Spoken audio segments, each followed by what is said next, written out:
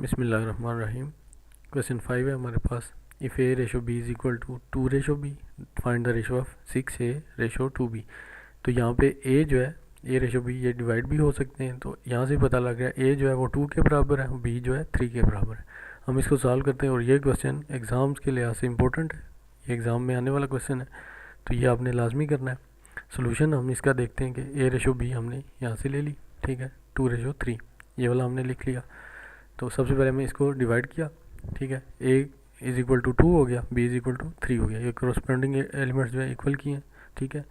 तो ए की वैल्यू हमारे पास 2 है, बी की वैल्यू 3 है नाउ, ठीक है। अब हमने ये जो हमें दिया गया है कि आपने ये फाइंड करना है 6 ए रेशो 2 बी, ये हम लिखते हैं, ठीक है। इसको हमने डिवाइड किया, ठीक है, ये सिंप्लीफाई हो जाएगा, 2 का टेबल चला जाएगा, 6 और 2 कट जाएंगे, ठीक है, 3 ए डिवाइड बाई बी हमारे पास आ जाएगा। 1 लिखें या ना लिखें एक ही बात होती है, इसका मतलब ये होता है कि इसके साथ 1 नहीं है, ठीक है। अब 3 ए की जगह हमने 2 लिख दिया, ये देखें, ठीक है, और बी की जगह हमने 3 लिख दिया। हम इसको सॉल्व किया, 3 और 3 कैंसिल हो गए, ठीक है, हमारे पास 2 रेशो 1 आ जाएगी इसकी आंसर।